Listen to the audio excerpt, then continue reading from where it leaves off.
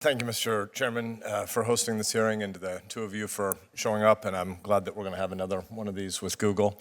Can we just all agree that this is an incredible only in America conversation, right? I mean, the fact that this has happened, that we're having this kind of conversation, is an American thing, and the fact that your companies exist is because we are a free speech, open society, First Amendment society. Obviously, the First Amendment has the prohibition on Congress shall make no law, so not everything about the First Amendment applies exactly to your companies. There are important debates about publishers versus platforms. But do you agree that your companies exist in America for all sorts of reasons about the American ecosystem?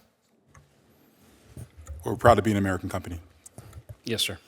So your companies aren't from Vietnam, they aren't from North Korea, they aren't from China, and the stew that exists in those places wouldn't have created companies like yours. And so the fact that we're having this conversation is an expressly American cultural and economic and atmospherics kind of conversation. Do you relate to why so many Americans are so uncomfortable with the consolidation of power in your companies, and with the fact that, even though I appreciate your answer, Mr. Potts, and pronounce your last name for me again? Thank you, sir. Monhe. Monhe. I've heard it a few different ways today. I wanted to get it right.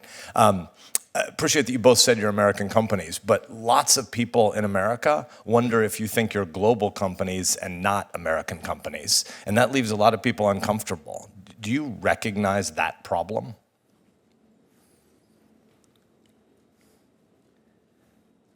That is, and 3/4 of our users are overseas, and we are headquartered in San Francisco, and there are values that we've carried out, and I think for some of the reasons that were described on the dais earlier, there are places around the globe where criticizing the government is against the law. There are places in the government around the world where being gay is punishable by death, and these are not values that we share and that we don't carry through around the globe.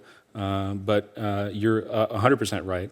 There was a combination of American ingenuity, education system, and a legal system that includes both the First Amendment and CDA 230 that has enabled American leadership around the globe.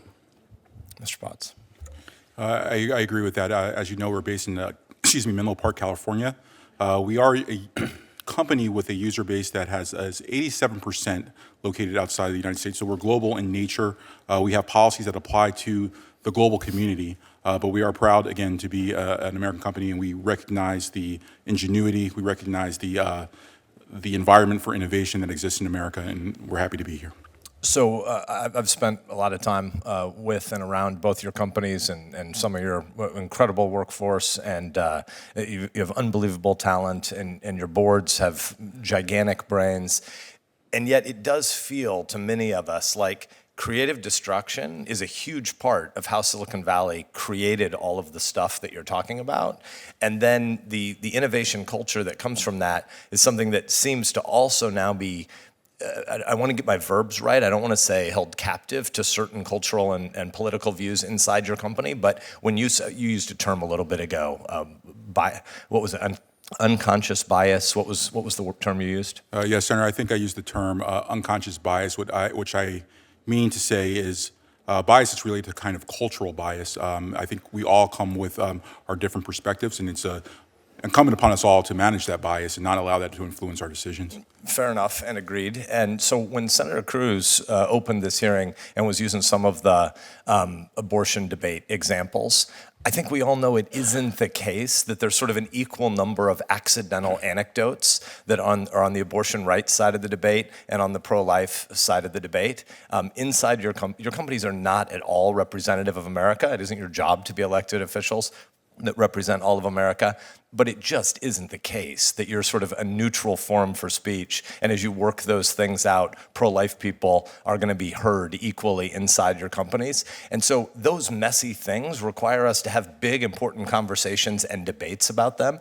And to Senator Hawley's point, there are times when it sounds just unbelievably opaque. The language of transparency is used, and yet it's almost impossible to get straight answers many times from the companies. Senator Blackburn is no longer here, and I was off voting, so maybe she asked you some of these questions. But my guess is, and when I called a bunch of people on your boards when her campaign video was taken down because it had some pro-life components in it, my guess is she didn't get any real clear explanation of how and why that happened. I respect your apology. I assume she accepted it, but it didn't happen accidentally. It happened because there are all sorts of assumptions built into your companies that are not at all clear to people who don't know what they're signing up for when they sign up for the platforms.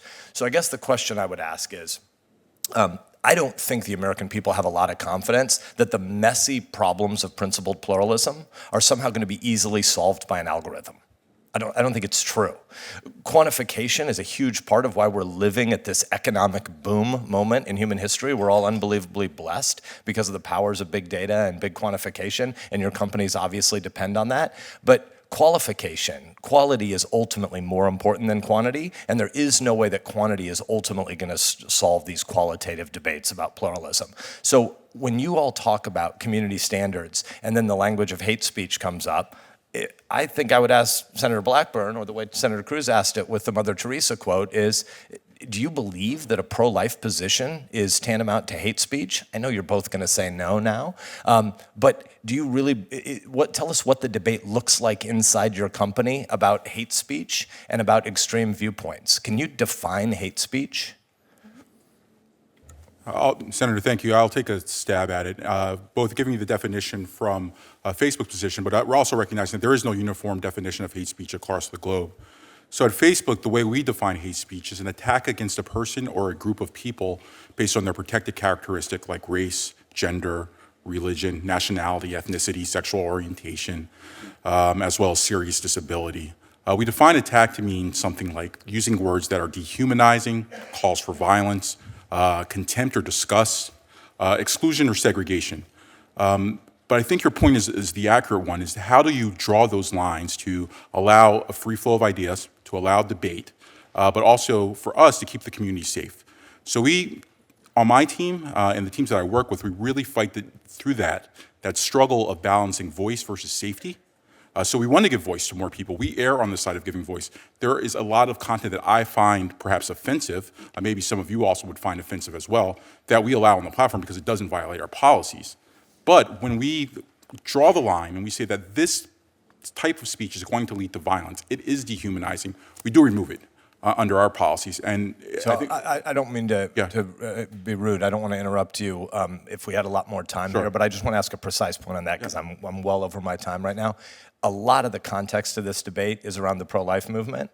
And when you bring up violence, there's violence in an abortion. It's in the abortion. Can you explain to me how the pro-life position is in any way violent and how any community standards could ever say a pro-life person's speech should be shut down because somehow there's I don't follow from this how I could understand how you could say that a whole bunch of positions that are advocating the most extreme abortion laws that exist on earth, the US, China, North Korea, and Vietnam, are the only nations that allow abortion until moments before delivery. Out of 200 countries, there are 4 on earth that do that. We're one of those 4. There's clearly violence associated with that conversation. It's on the abortion advocate side of the debate.